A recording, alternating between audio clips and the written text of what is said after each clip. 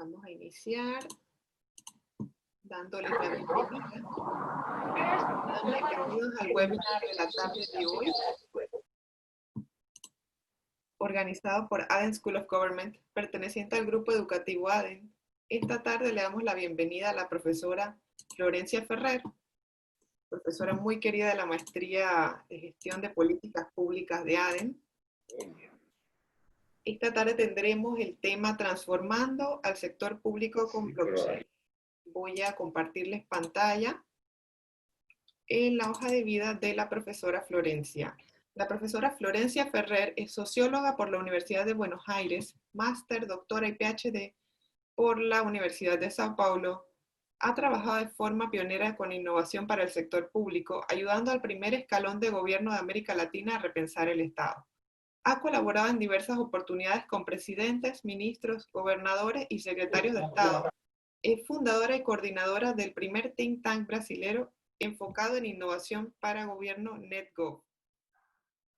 Agradecemos mantener los micrófonos apagados, silenciados durante la sesión para que todos podamos aprovechar al máximo tan interesante capacitación. Profesora, ahora sí podemos dar inicio. Sí. Bueno, es un enorme placer estar aquí con ustedes y poder reflexionar juntos sobre cuáles son las disrupciones que se nos vienen aquí en cuanto a sociedad. Yo creo que todos nos estamos cuestionando muchísimo nuestras vidas, nuestra carrera, y esto es un momento muy, muy importante. Yo creo, ¿ya estoy compartiendo pantalla? Sí, ¿no? Perfecto. Bueno. En pantalla completa y perfecto. Ah, ok. No escucho nada, no le escucho.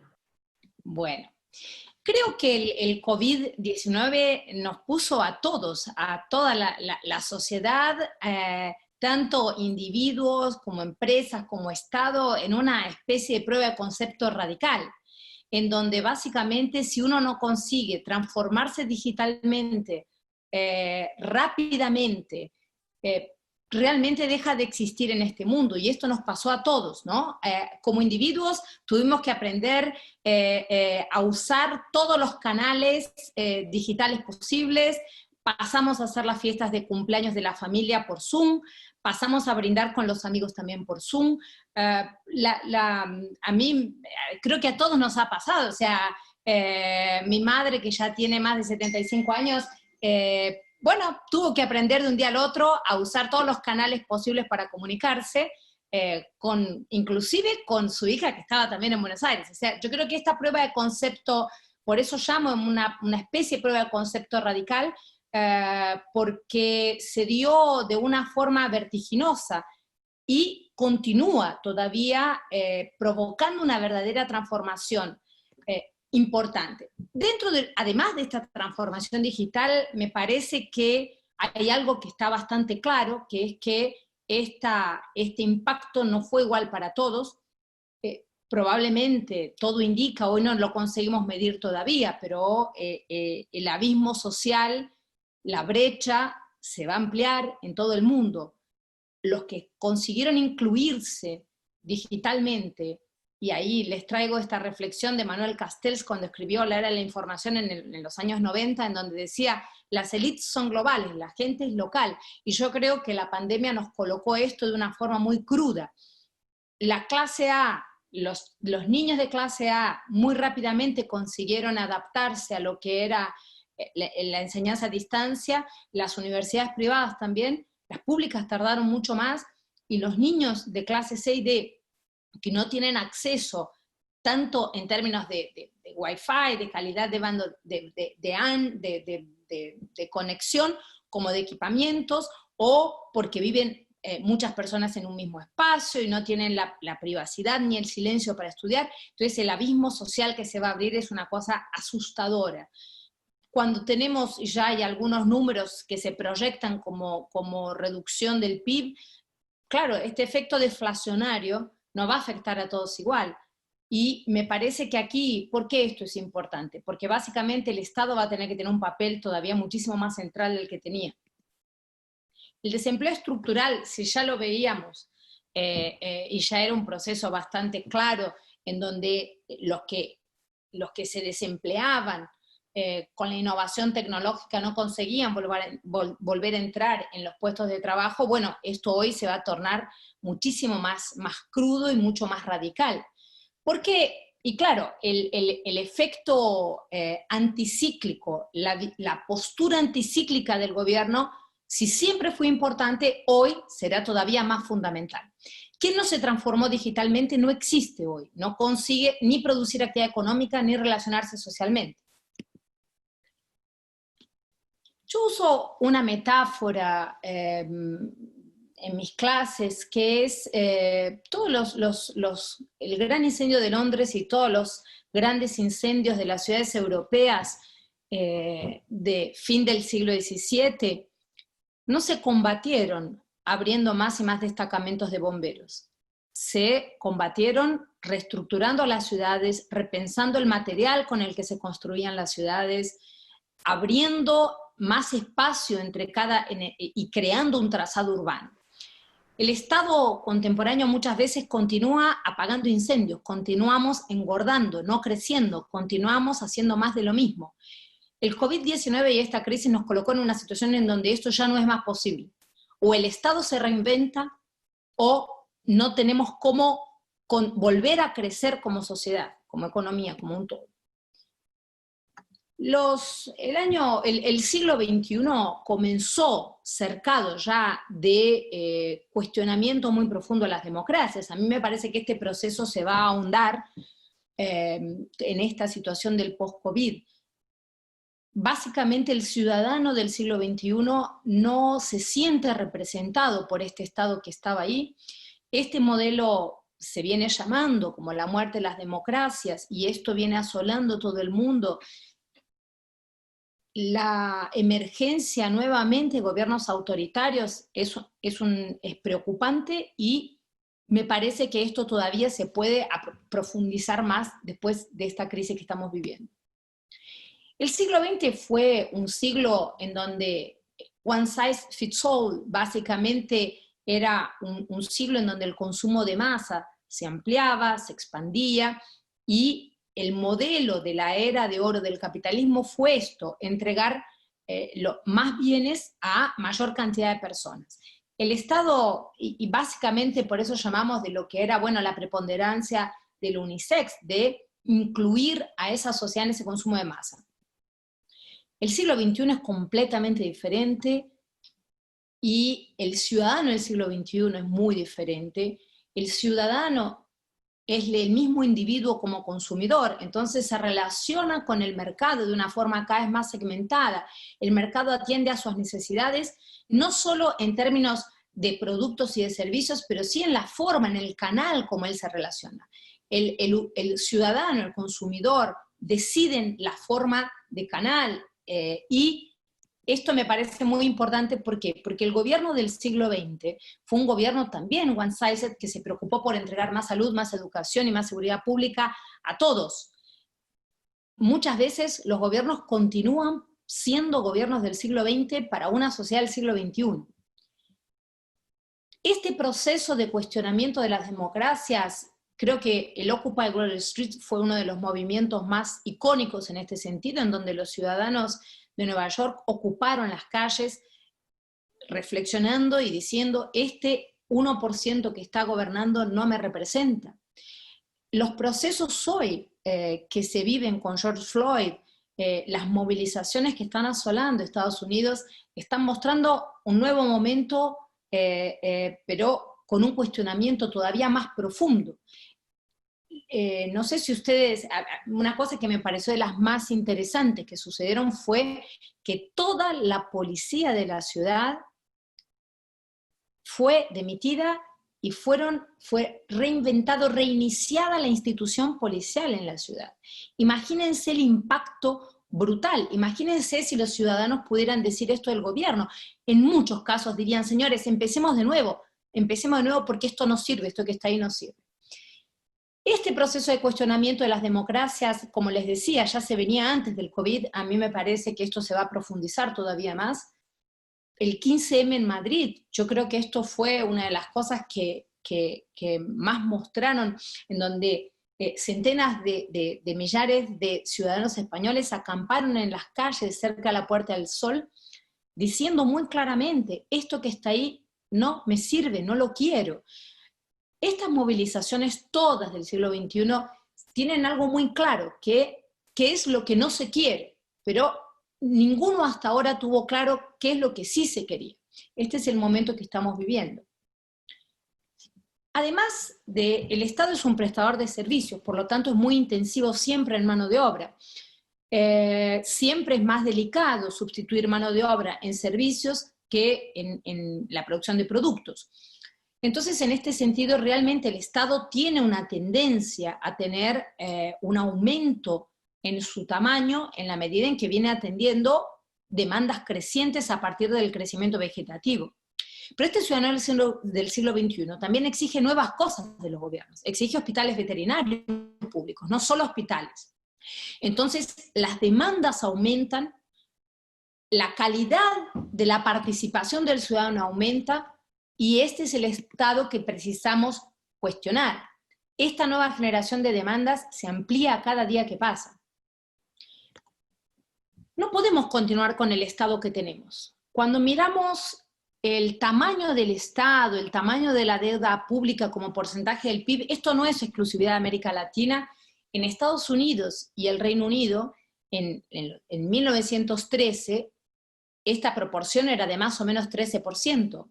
Hoy está en la mitad del PBI, y esto fue antes del COVID. Todavía no conseguimos ver a los números de lo que va a ser el aumento de gasto del Estado que se provocó a partir del COVID.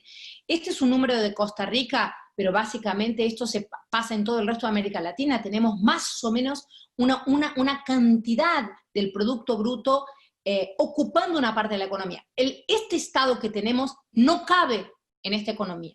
Y esto era antes del COVID. Ahora nosotros tenemos todavía un decrecimiento del PIB mundial. Por lo tanto, este cuestionamiento del Estado precisa ser todavía más profundo. Repensar al Estado en estudios que venimos haciendo. Mi tesis de postdoctorado fue desarrollar una metodología que mide el impacto económico en términos de reducción de costos con la innovación del gobierno. Más o menos realmente podríamos estar ahorrando 3 trillones por lo menos, a partir de lo que sería una transformación digital más profunda. Por el tiempo que tengo voy a enfocarme en uno de los grandes temas de lo que me parece ser la necesidad estructural de repensar al Estado, no solo de modernizar. En mi visión, modernizar el Estado ya fue. Modernizar el Estado es algo que ya si no lo conseguimos hacer, ya no tenemos más tiempo. Hay que reinventar, hay que provocar disrupciones institucionales y tecnológicas, y de esto se trata nuestro encuentro de hoy. Probablemente dentro de todos los temas, uno de los que está más atrasados conceptualmente es la contabilidad. La contabilidad, tanto del sector público como del sector privado, tiene 5 siglos. Los principios contables actuales fueron creados por Luca Pacioli en el comienzo del capitalismo mercantil italiano. Creó un sistema que tenía como función contabilizar y crear una gobernanza de una sociedad que se tornaba cada vez más compleja, pero no se compara con la complejidad del capitalismo financiero. Básicamente, ¿qué es lo que me parece más crítico de esto? El sistema es fraudable. La corrupción se da porque se pueden cocinar los libros posteriormente al proceso de generación del dato. El control y la auditoría actuales consiguen mirar apenas la punta del iceberg, consiguen ver el precio que se paga y si un proceso tiene sellos y firmas suficientes, pero no consiguen mirar a dónde se produce la corrupción. La corrupción se moderniza a cada día y nuestro sistema de auditoría del control tiene 5 siglos. Entonces, los errores de gestión o la corrupción, por ejemplo, esta imagen, pueden ser cualquiera de las dos cosas, o un error de gestión o corrupción. El impacto para la sociedad es el mismo, es el desperdicio de recursos, el desperdicio de impuestos para producir políticas públicas que no tienen sentido de ser producidas. Cuando miramos al sistema actual, y yo creo que Petrobras impactó y el lavallato impactó a América Latina entera, todo el proceso de Odebrecht, esto no solo afectó a Brasil de una forma muy dura, sino a toda América Latina. La Petrobras era auditada por la Price Waterhouse, el Banco de Brasil era auditado por la KPMG. Las grandes auditorías auditaron a todo el sistema que después vimos que provocaba una cantidad de procesos con corrupción absurdos. La Petrobras tenía 400 personas dedicadas exclusivamente a responder preguntas de los órganos de control. 90% de estos cuestionamientos no pasaban de la primera instancia, por lo tanto no tenían procedencia, eran sospechas que no tenían procedencia. Todo este esfuerzo que hicimos social, tanto de estas cantidad de personas de la Petrobras, a la que nosotros ciudadanos brasileños le pagamos el salario, como a la gente de los órganos de control, que también tenían sus salarios pagos por esta sociedad, no pasó nada, fueron 200 millones anuales desperdiciados, porque el Petrolão y el lavallato pasó por abajo de la nariz de todo el proceso de control. La corrupción se da en otro lado, no en donde se está revisando. Nosotros tenemos instituciones de control fuertísimas en Brasil, la Contraloría Geral da Unión, el Tribunal de Cuentas de la Unión, todos ellos estuvieron auditando a la Petrobras. Entonces, y la Price auditó, inclusive una auditoría del porte de Price. Por eso que yo insisto, y este es el eje del mensaje que quiero pasarles, que el sistema que tenemos, contable y de auditoría, es altamente fraudable. ¿Esto por qué? Porque los datos son generados, almacenados, tratados y solo después publicados por quien será auditado. Por lo tanto, el modelo es altamente fraudable. ¿Qué es blockchain? Bueno, básicamente, hoy nadie mediría el tiempo con reloj de sol, ¿no? Bueno, hoy tenemos otras tecnologías para medir el tiempo y son las que usamos. Cuando pensamos en el control, este es un libro razón de la época de la colonia, en donde básicamente teníamos, este sistema era menos fraudable que el sistema que tenemos hoy. ¿Por qué? Porque aquí teníamos un detalle de la fecha, de la descripción del objeto, y teníamos un sello que registraba el tiempo, que era este lacre.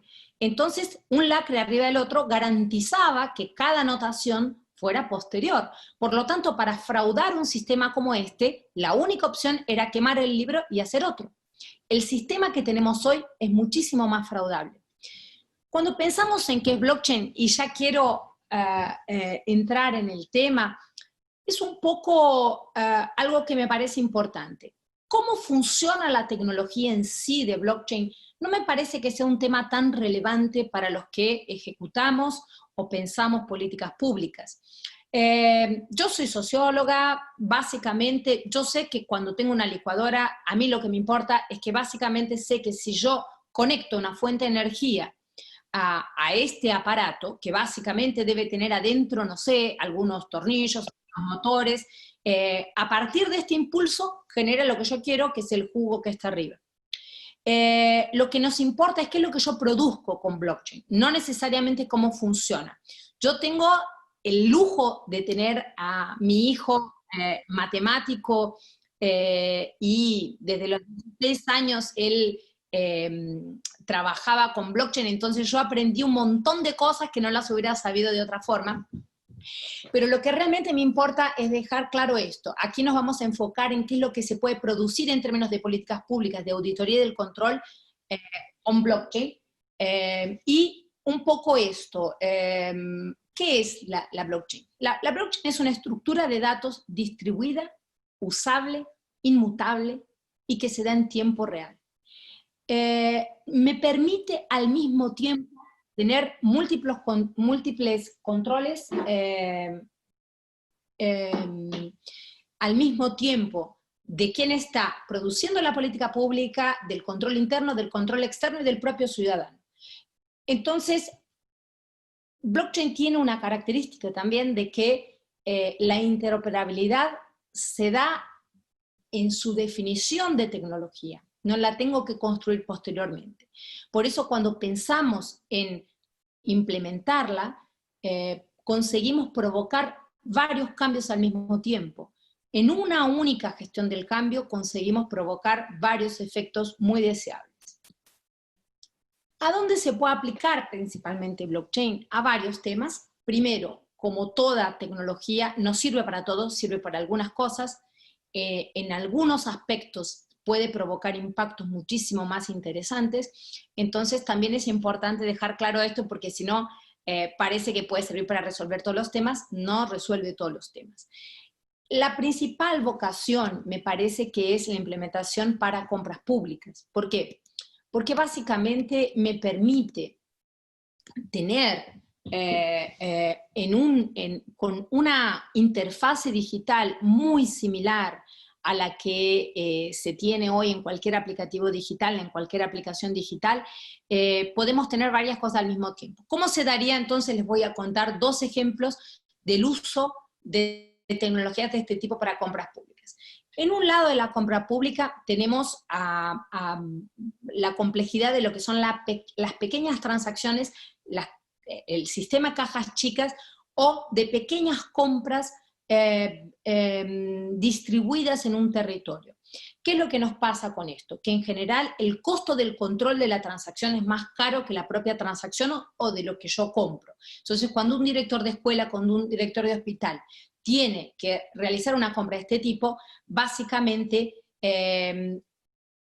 gastamos como sociedad muchísimo más, tenemos altos costos de transacción posteriores al hecho de la compra. ¿Cómo podríamos funcionar? Y ya tenemos aquí implementado eso. Por ejemplo, en el caso de Brasil nosotros tenemos ya un proyecto del Banco Mundial en el estado de Bahía y Rio Grande do Norte, en donde se implementó este sistema para las cooperativas de agricultura familiar, en donde básicamente lo que reciben es una capacidad de compra, pueden realizar las cotizaciones básicamente eligiendo como un sistema de aplicación muy similar a lo que puede ser el Mercado Libre o cualquier otro de los sistemas que tenemos hoy. Cuando se tiene este poder de compra, básicamente hace la transacción, aprueba el pago y esto es registrado en la blockchain. Con este proceso lo que yo tengo es que además de que yo introyecté al control, al hecho del planeamiento de la compra, predeterminé los valores que pueden comprar, los ítems que pueden comprar. Entonces, por ejemplo, un director de escuela puede comprar leche, harina y huevos, pero no puede comprar cerveza y vodka. El almacén, la pulpería, le pueden vender algunos ítems y otros no, a precios predeterminados. Entonces, con esto, todo este enorme costo lo coloqué en el planeamiento. Cuando se realiza la transacción y la registró en blockchain, no puedo cambiarla. Por lo tanto, ¿qué es lo que nos pasa? Algo muy importante. La corrupción en general se da cuando yo puedo mirar para el pasado y arreglar los números. Construir la corrupción para adelante y tener un planeamiento de un año para ejecutar es muy complicado, son demasiadas variables que tendremos que conseguir colocar. Por lo tanto, solo en este acto ya estoy registrando una transferencia de valores y lo estoy haciendo de una forma inmutable, genero también un cierre contable porque estoy lanzando esto en un libro Razón Mundial. Entonces, este es uno de los ejemplos. El otro ejemplo es en el otro extremo de la compra pública, cuando tenemos obras, básicamente, ¿qué es lo que pasa? Es diferente el proceso, el costo de transacción no es tan relevante porque estoy hablando de grandes inversiones, un puente, una determinada construcción.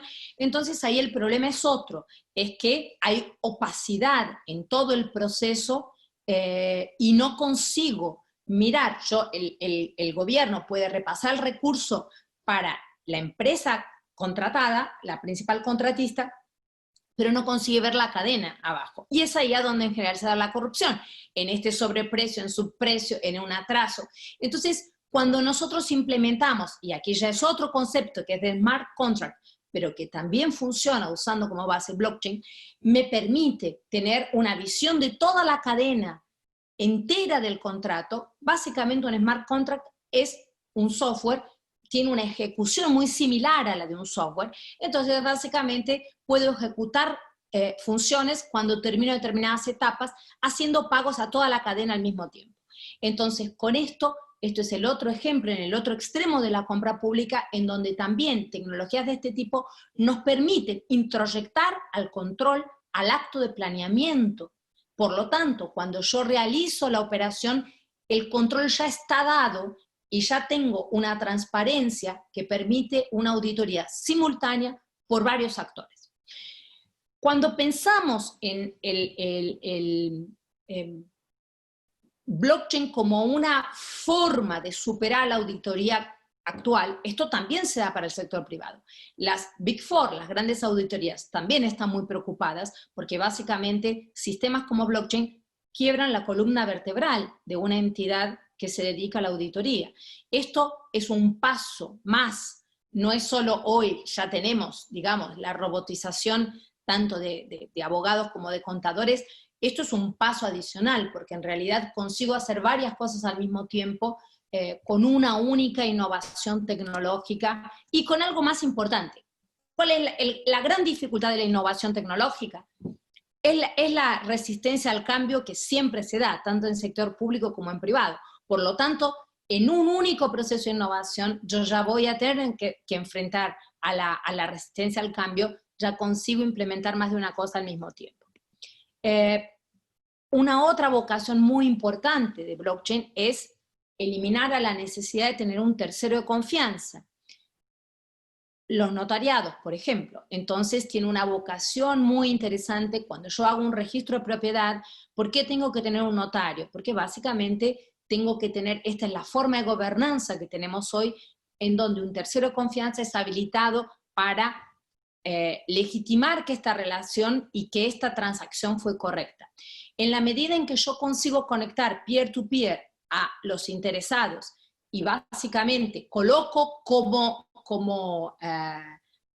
controladores a una red distribuida y anónima, básicamente dejo de necesitar a este tercero de confianza. Los notarios son una de las cosas también más antiguas que podemos tener institucionalmente. Tecnologías como esta nos permiten eliminar esta necesidad. Otros grandes temas en los cuales pueden servir, digamos, tecnologías como blockchain,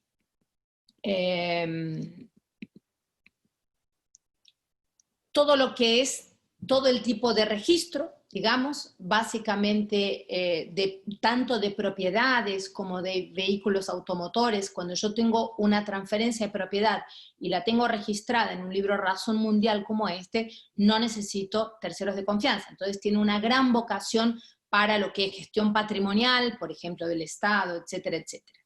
En la parte de identidad es un tema muy interesante. ¿Quién es pionero y que realmente ha provocado una transformación más radical en este sentido? Es el gobierno de Estonia, que ya tomó la decisión y desde 2007 viene implementando blockchain en varias, y tiene la plataforma más extensa hoy en el mundo, y donó a varios otros países.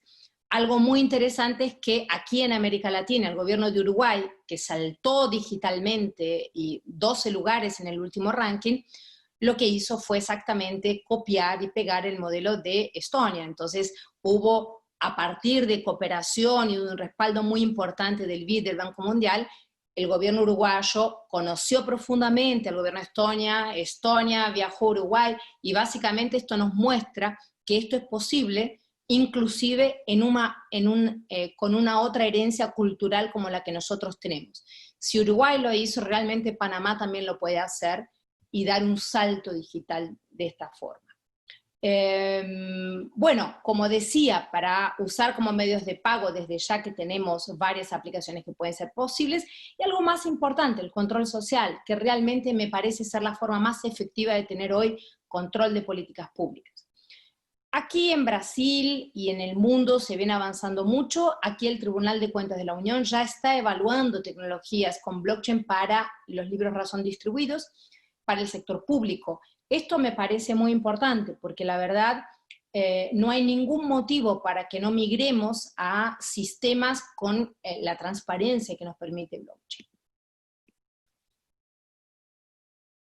¿Por qué provocar disrupciones? Y con esto voy cerrando mi charla y dejando lugar a las preguntas. En primer lugar, realmente creo, si tuviéramos más tiempo podríamos ahondar en este tema, pero el Estado contemporáneo no cabe en la economía contemporánea. Y esto se radicaliza después del COVID. No podemos continuar manteniendo a un Estado que tenga redundancias, que no agregue valor al ciudadano. No hay más espacio para esto. Vamos a tener una sociedad que está pidiendo a gritos una transformación de la economía y de la estructura social. Tenemos una parte de la población que va a pedir a gritos estrategias para no caer en la miseria nuevamente. América Latina había conseguido eliminar a la miseria de su agenda y todo indica que esto va a volver con muchísima fuerza ahora en el post-COVID, cuando se terminen los planes de asistencia de los gobiernos. Repensar al Estado, repensar a las funciones de las áreas medio del Estado es central, porque es la única forma que tenemos de poder expandir a las políticas de las áreas fin. Es la única forma que podemos entregar más salud, más educación, más seguridad pública, gastando menos, porque esta es una exigencia central. Por otro lado, necesitamos sistemas que tengan trazabilidad y que sean más ágiles, en donde el control se pueda realizar antes de que la corrupción o el error sucedan, porque si esto se da posteriormente, hay un costo enorme de oportunidad y un costo social que estamos pagando sin ninguna necesidad. Bueno, les quiero dejar esta reflexión de un sociólogo brillante, Norbert Elias, y me parece que es un poco esto lo que estamos viviendo. Los periodos de transición ofrecen una ocasión especial para la reflexión. Las pautas antiguas son parcialmente inadecuadas, pero todavía no existen pautas sólidas nuevas. Muchísimas gracias a todos. Gracias a usted, profesora. A partir de este momento pueden desbloquear sus micrófonos quienes gusten hacer preguntas o comentarios.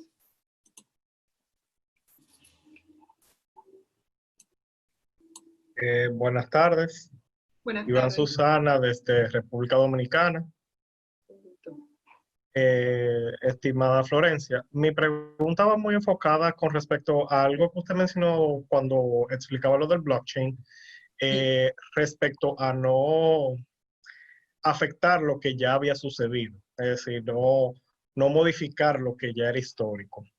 Pero ¿en qué punto puede no ser un conflicto cuando suceden, por ejemplo, procesos donde se ha ido modernizando, se han ido corrigiendo, vamos a decir, pautas o puntos del proceso a lo largo de los años o de la implementación de ese proceso? Y blockchain, vamos a decir, entierra todo ese pasado o si da alguna cabida para poder decir, no, mira, aquí hubo estas oportunidades, estamos conscientes de ello y de aquí en adelante no vamos a tratar de que no sucedan y no, vamos a decir, no afectarnos. No sé si me doy a entender. Sí, creo que sí. Mira, yo personalmente creo que la mayor parte de los procesos del Estado son obsoletos. Sí. Me parece que venimos pasando por una modernización desde ya, pero me parece que nosotros vamos a tener que provocar un salto a partir de esta situación que estamos viviendo. ¿Por qué motivo? Porque vamos a necesitar un Estado menor en el costo y mayor en las políticas públicas. Entonces es muy difícil pensar cuál política se puede continuar haciendo. O sea, siempre digo que mapear y rediseñar procesos en sector público me parece que es una pérdida de tiempo. Los procesos tienen que ser reinventados. ¿Cómo se hace algo en el siglo XXI? Y a partir de ahí hay que reinventarlo. Continuar preguntándole a María y a Pedrito por qué sellan o por qué firman me parece irrelevante. Me parece que la sociedad latinoamericana, la sociedad de todo el mundo, no se puede dar más este lujo. Entonces, ¿podemos incorporar blockchain a procesos que ya fueron modernizados? Sí, yo creo que sí. Yo creo que aporta, por ejemplo, en el sistema de la innovación de las compras públicas. Ustedes tienen en República Dominicana un sistema fantástico que fue un repensar institucional de la compra. Se puede aplicar, por ejemplo, esta aplicación que usamos acá del Banco Mundial, se puede aplicar a lo que ustedes ya hicieron. En el proceso de transacción entre el Estado y las micro y pequeñas empresas. Esta solución que nosotros implementamos aquí se está haciendo en la agricultura familiar. Entonces, yo creo que se puede incorporar y lo más importante es después entender lo que uno puede dejar de hacer. Porque cuando provocamos innovaciones de este tipo, hay cosas que hay que dejar de hacer. No es solo rediseñarlas, es dejar de hacerlas. Yo creo que la mayor innovación del sector público se da a partir de la simplificación y la desburocratización. La tecnología siempre tiene que venir después, porque si no construimos es burocracia, lo cual es muchísimo más aterrador que la burocracia tradicional, porque todavía se cree que se hizo algo y lo que se hizo fue construir un monstruo mucho más poderoso. Es correcto. Muchísimas gracias.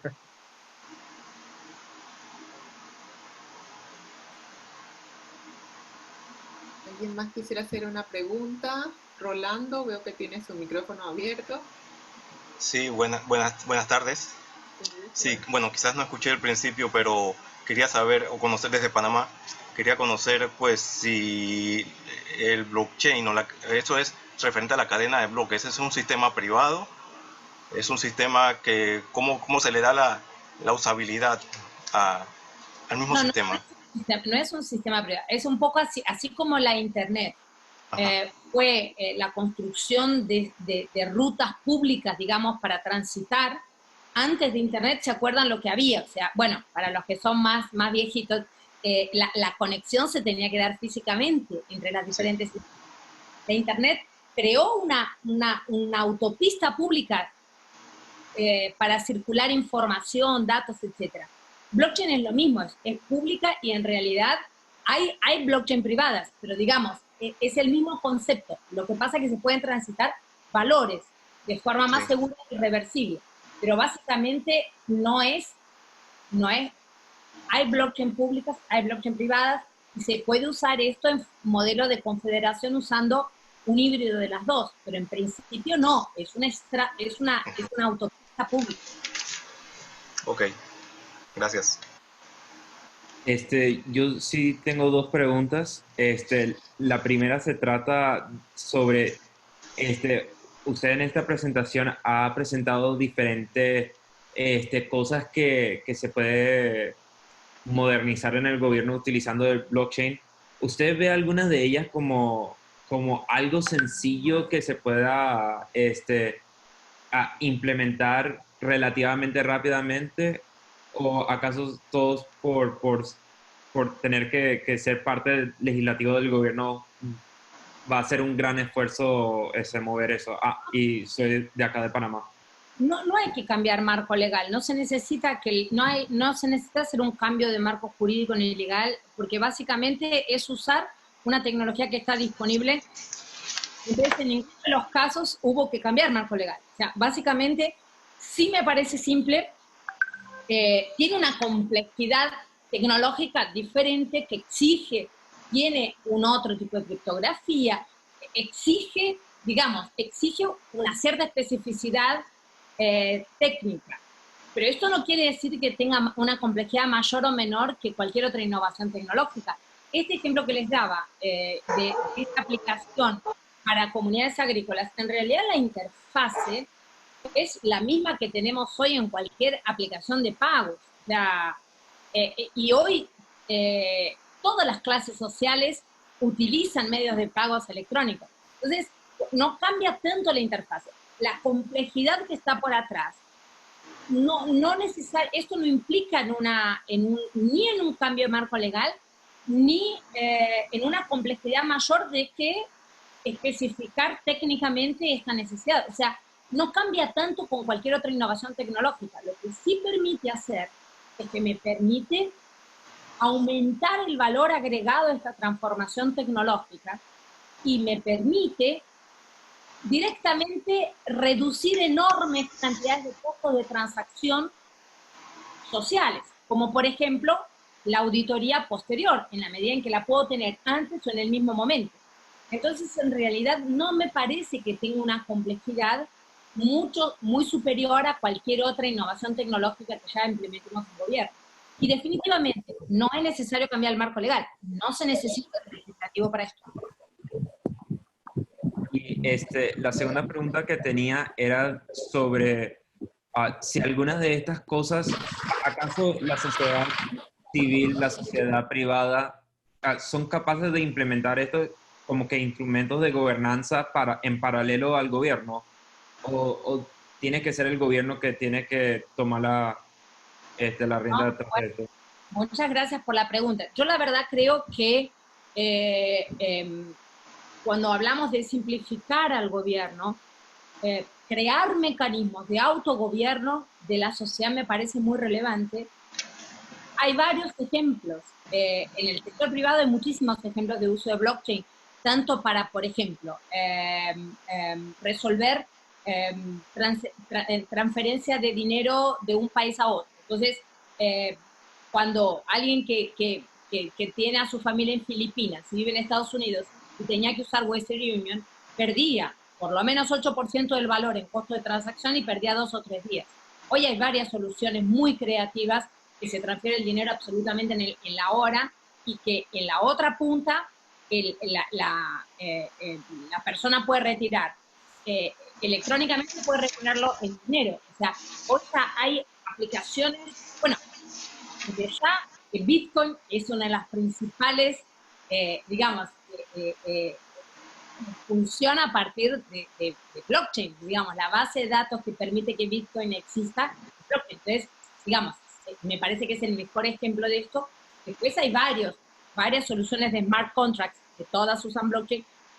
Hay N ejemplos, digamos, de cómo se empieza. Entonces, por ejemplo, en Argentina, que es una sociedad que tiene una desconfianza muy grande en el sistema bancario, hay varios negocios que ya reciben el pago en Bitcoin. Esto en Estados Unidos, en Europa, cada vez más uno ve el logotipo en donde se acepta Bitcoin. Entonces, con esto se puede hacer el pago directamente con Bitcoin. Este es otro uso de blockchain, por definición. Muchísimas gracias por su tiempo. No, gracias a ustedes. Doctora.